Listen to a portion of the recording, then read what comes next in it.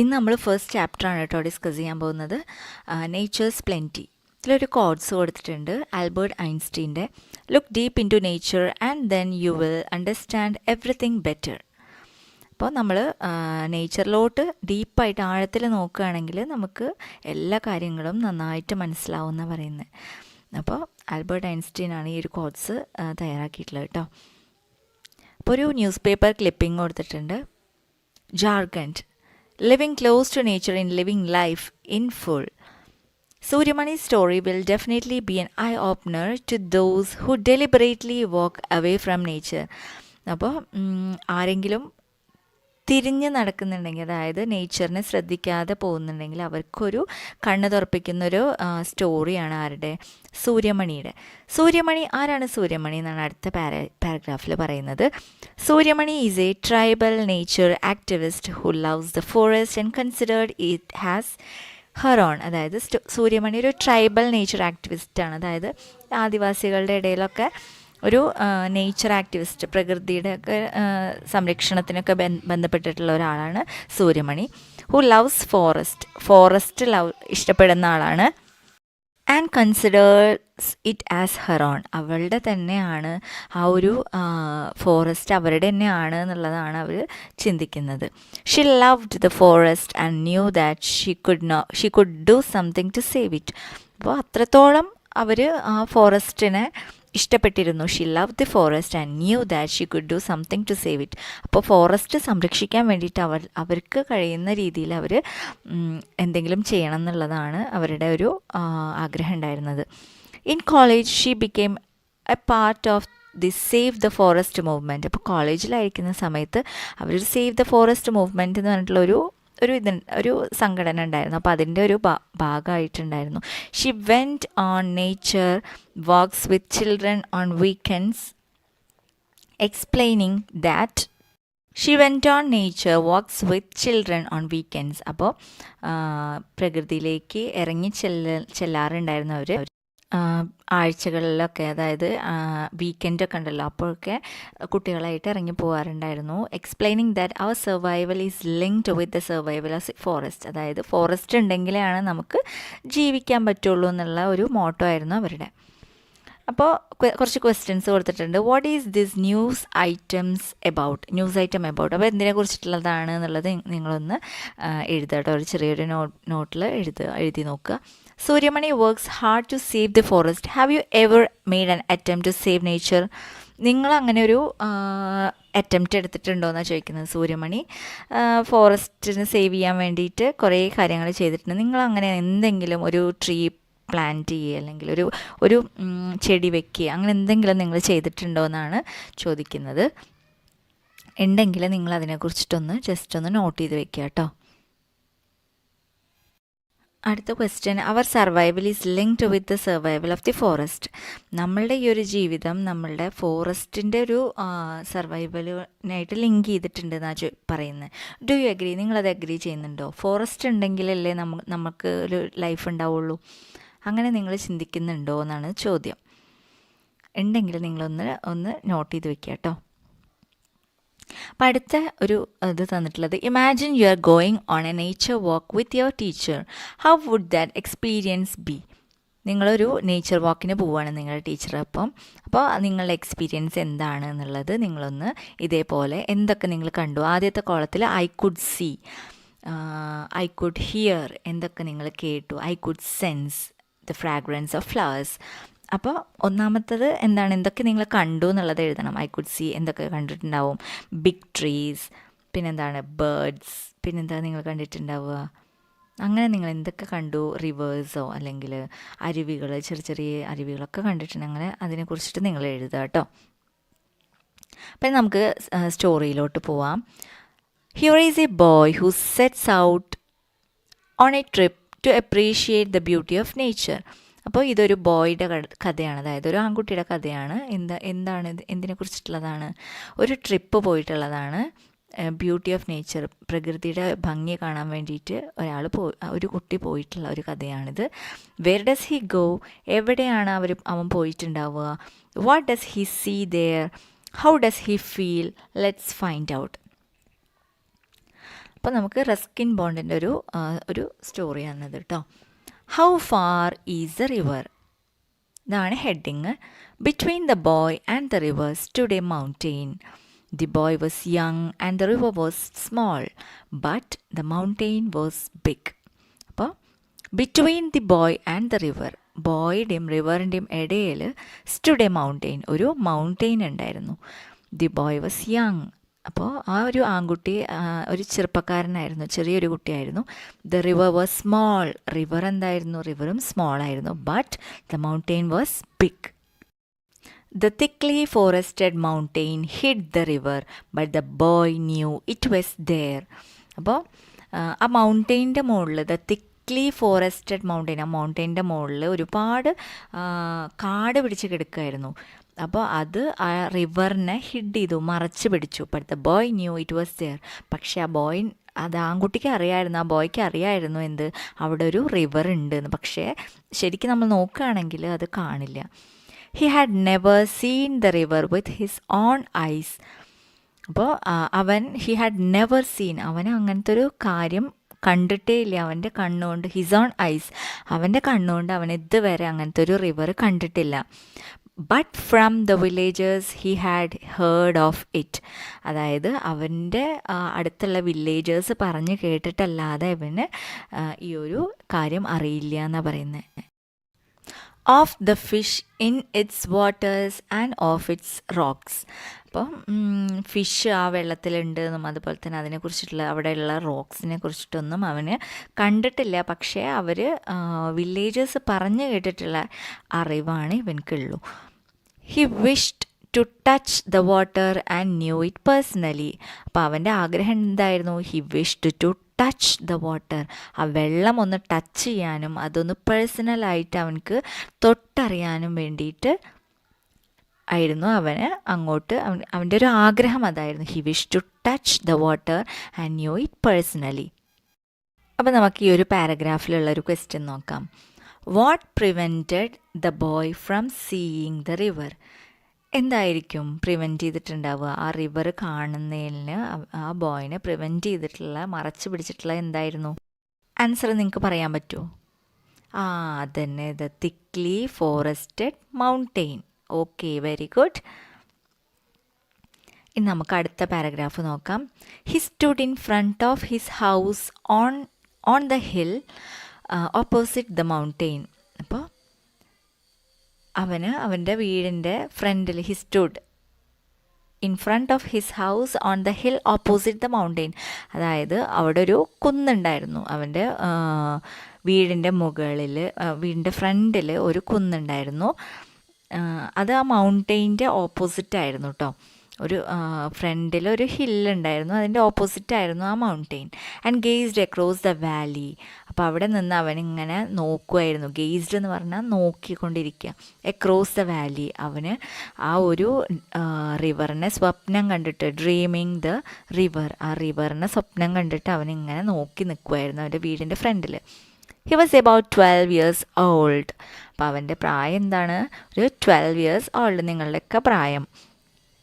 A sturdy boy, an untidy black hair and shining black eyes. സ്റ്റേഡി എന്ന് പറഞ്ഞിട്ടുണ്ടെങ്കിൽ നല്ലൊരു strong ആയിട്ടുള്ളൊരു ബോയ് ആയിരുന്നു, നല്ല മസിലൊക്കെ ഉള്ളൊരു ആൺകുട്ടിയായിരുന്നു. വിത്ത് അൺടൈഡി ബ്ലാക്ക് ഹെയർ. അൺടൈഡി എന്ന് പറഞ്ഞിട്ടുണ്ടെങ്കിൽ തീരെ വൃത്തിയില്ലാത്തൊരു ബ്ലാക്ക് ഹെയർ ഒക്കെ അവനക്ക് ഉണ്ടായിരുന്നു. ആൻഡ് ഷൈനിങ് ബ്ലാക്ക് ഐസ്, അവൻ്റെ ഐസൊക്കെ അങ്ങനെ നന്നായിട്ട് ഷൈൻ ചെയ്യുന്നുണ്ടായിരുന്നു. ഷൈനിങ് എന്ന് പറഞ്ഞിട്ടുണ്ടെങ്കിൽ എന്താണ്? നല്ല തിളങ്ങല്ലേ, നിങ്ങൾക്ക് അറിയുണ്ടാവും. He had fine features and clear brown skin. നല്ലൊരു ക്ലിയർ ബ്രൗൺ സ്കിന്നായിരുന്നു അവൻ്റെ, അതായത് ഒരു വൈറ്റ് അല്ല, ഒരു ബ്രൗൺ സ്കിന്നായിരുന്നു. And his hands and feet were rough and scratched. അതായത് അവൻ്റെ ഫീറ്റൊക്കെ നന്നായിട്ട്, ഹാൻഡും ഫീറ്റൊക്കെ നന്നായിട്ട് ഇങ്ങനെ റഫായിരുന്നു. എന്താ പറയുക, സ്മൂത്ത് അല്ല, റഫ് എന്ന് പറയില്ലേ, അതാണ് റഫ് ഫീറ്റ് ആൻഡ് ഹാൻഡ്സ്. അതുപോലെ തന്നെ സ്ക്രാച്ച്ഡ് ആയിരുന്നു, അതായത് അവിടെ ഇവിടെയൊക്കെ വരയും കുറിയൊക്കെ ഉണ്ടായിരുന്നു എന്നാണ് പറയുന്നത്. He was bare footed not because he could not afford shoes. അപ്പോൾ ഇതിൽ പറയുന്നുണ്ട് he was not bare footed എന്ന് പറഞ്ഞാൽ ചെരുപ്പൊന്നും ഇടാത്ത നടക്കില്ല, ഇതിനാണ് വെറും കാലിൽ നടക്കില്ല, ഇതിനാണ് ബെയർ ഫുട്ടഡ് എന്ന് പറയുന്നത്. Not because he could not afford shoes വാങ്ങാൻ പറ്റാത്തത് കാരണമല്ല അവൻ ബെയർ ഫുട്ടഡായിട്ട് നടക്കുന്നത്, but because he like the feel of warm stones and cool grass. അതായത് സ്റ്റോൺസിൻ്റെ ആ ഒരു ചൂടും ഗ്രാസിൻ്റെ ആ പുല്ലിൻ്റെ ഒക്കെ ആ ഒരു തണുപ്പും ഒക്കെ ഇഷ്ടമുള്ള കാരണമാണ് ഇവൻ ഷൂസൊന്നും ഇടാതെ നടക്കുന്നത്. It was 11 o'clock and he knew his parents would not return home till evening. അപ്പോൾ 11 മണി ആയിട്ടുണ്ട് time.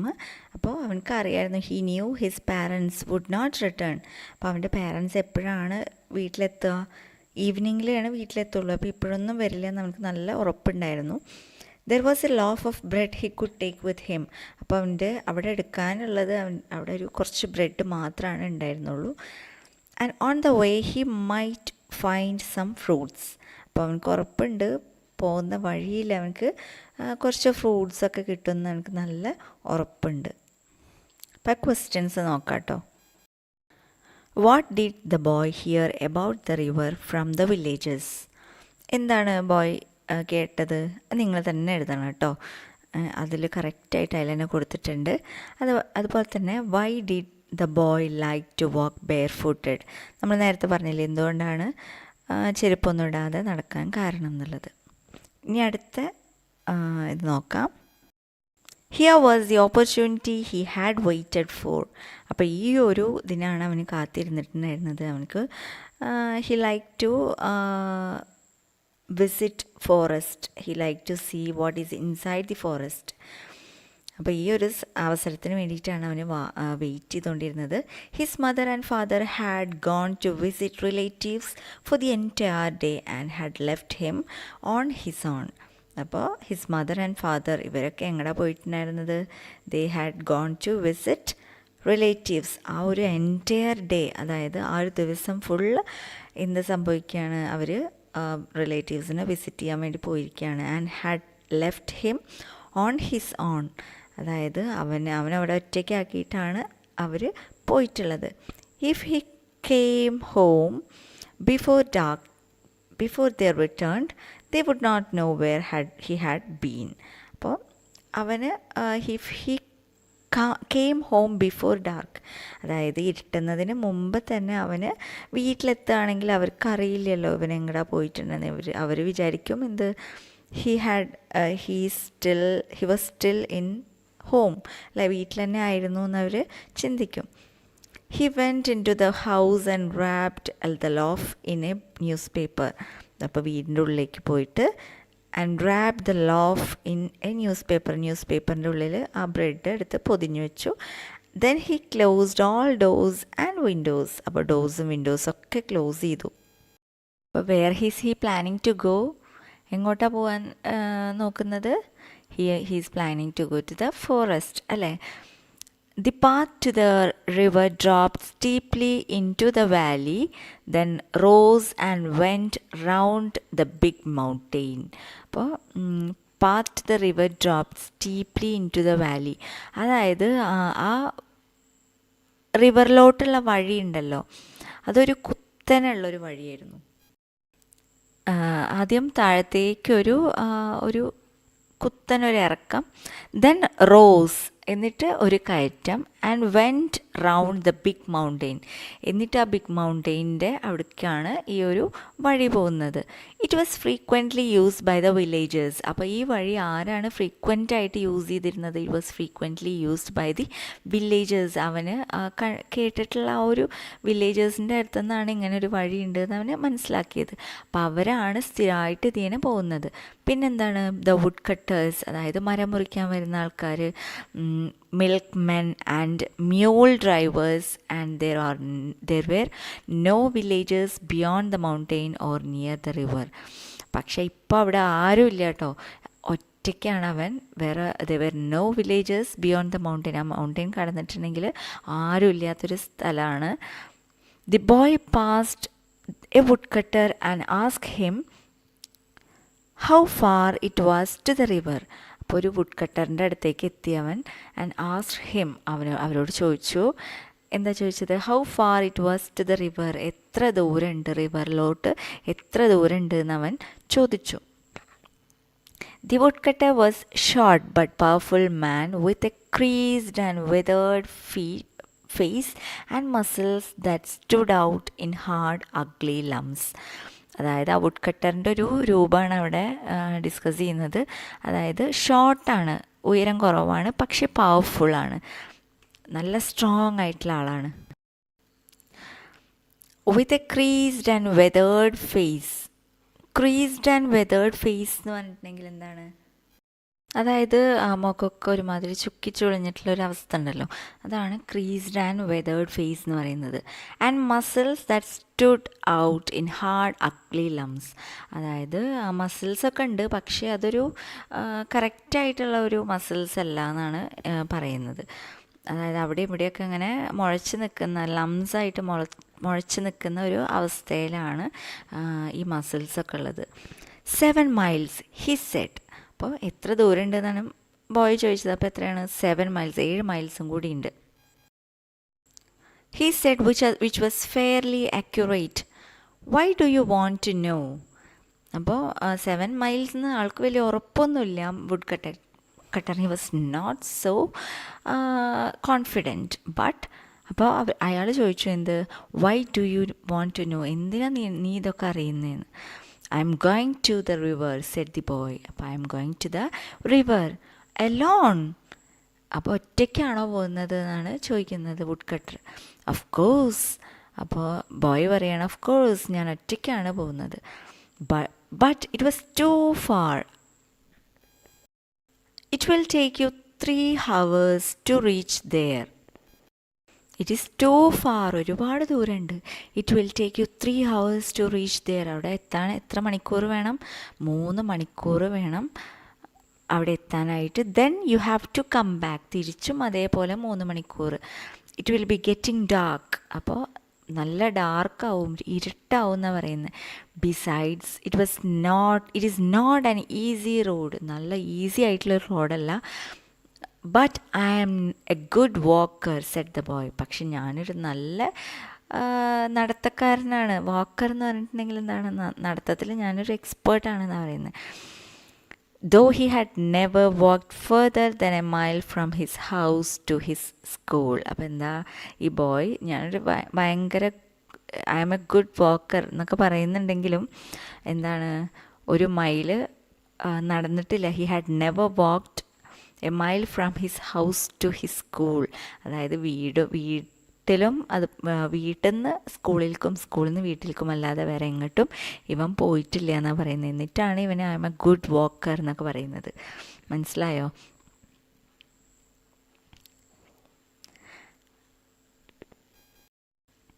The path was steep and the boy had to run the most of the time. അതായത് ആ വഴി എന്താണ്, ഭയങ്കര കയറ്റാണ്. Steep and the boy has to run most of the time. അപ്പോൾ ഓടിയിട്ട് വേണം അങ്ങോട്ട് എത്താനായിട്ട്. It was a dizzy winding path and he slipped once or twice. അതായത് ആ വഴി ശരിക്കും പറഞ്ഞിട്ടുണ്ടെങ്കിൽ ഒരു നമുക്ക് സാധാരണ നടക്കാൻ പറ്റാത്ത ഒരു വഴിയാണ്. ചില സ്ഥലങ്ങളിൽ കുത്തനൊരു കയറ്റായിരിക്കും, ചില സ്ഥലത്ത് ഇറക്കായിരിക്കും, അങ്ങനൊരു വഴിയാണ്. അപ്പം അതുകൊണ്ട് തന്നെ അവൻ ഇടയ്ക്കിടയ്ക്ക് സ്ലിപ്പാവുന്നുണ്ടായിരുന്നു. He slipped once or twice. 1-2 പ്രാവശ്യമൊക്കെ അവൻ സ്ലിപ്പായി വീഴാൻ പോകുന്നുണ്ട് എന്ന് പറയുന്നത്. The hill was covered with lush green ferns. ആ ഹില്ലിൻ്റെ പ്രത്യേകത എന്താണ്? അവിടെയൊക്കെ ഒരുപാട് ഗ്രീൻ ഫേൺസ് ഉണ്ട്. ഫേൺസ് എന്ന് പറഞ്ഞാൽ ചെടികൾ. The trees were bound in creepers. അവിടെയുള്ള മരങ്ങളൊക്കെ ചുറ്റിയിട്ട് എന്താണുള്ളത്? ക്രീപ്പേഴ്സ് ഉണ്ട്. ക്രീപ്പേഴ്സ് എന്ന് പറഞ്ഞാൽ വള്ളിച്ചെടികൾ. ആകെ വള്ളിച്ചെടികളും മരങ്ങളും അതുപോലെ തന്നെ ഈ ചെറിയ ഗ്രീൻ ഫേൺസ് എല്ലാം കൊണ്ട് ചുറ്റപ്പെട്ടിട്ടുള്ളൊരു സ്ഥലമാണ് ആ ഒരു ഹിൽ എന്ന് പറയുന്നത്, ആ ഒരു കുന്ന്. And a great wild dahlia suddenly reared its golden head from the leaves and ferns. അതായത് ഒരു ഡാലിയ ഉണ്ടായിരുന്നു അതിൻ്റെ ഇടയിൽ. അപ്പോൾ അത് പെട്ടെന്ന് അതിൻ്റെ ഉള്ളിൽ നിന്ന് പുറത്തേക്ക് വന്നു എന്നാണ് പറയുന്നത്. അപ്പോൾ അതിൻ്റെ ഇടയിൽ ഒരു ഡാലിയ കാണാം എന്നാണ് അവിടെ ഉദ്ദേശിക്കുന്നത്. Soon the boy was in the valley and the path straightened out and rose. അപ്പോൾ soon the boy was in the valley. അപ്പോൾ ഒരു വാലിയുടെ അവിടെ എത്തി, ഒരു താഴ്വരയുടെ അവിടെ എത്തി. And the path straightened out and rose. അപ്പോൾ കുറച്ച് നേരം ഒന്ന് സ്ട്രെയിറ്റനായി, എന്നിട്ട് പിന്നെ വീണ്ടും കയറ്റായി. അപ്പോൾ ഇത്ര നേരം ഇറക്കായിരുന്നു, ഇനിയിപ്പോൾ കയറ്റാണ് കേട്ടോ. He met A girl who was coming from the opposite direction. അപ്പോൾ അവന് ഒരു പെൺകുട്ടീനെ മീറ്റ് ചെയ്തു. She was coming from the opposite direction. അവിടുന്ന് ഇങ്ങോട്ട് വരുന്നത്, ഇവൻ അങ്ങോട്ട് പോവല്ലേ, അപ്പോൾ അവൾ അവിടുന്ന് ഇങ്ങോട്ടാണ് വന്നുകൊണ്ടിരുന്നിരുന്നത്. So we can continue in the next class. അടുത്ത ക്ലാസ്സിൽ ഈ ക്ലാസ് ഇഷ്ടമായിട്ടുണ്ടെങ്കിൽ ഒന്ന് ലൈക്ക് ചെയ്യാൻ മറക്കരുത്. അതുപോലെ തന്നെ ഇനി പുതിയ ക്ലാസ്സുകൾ കിട്ടാൻ വേണ്ടിയിട്ട് സബ്സ്ക്രൈബ് ചെയ്യാം കേട്ടോ. Thank you.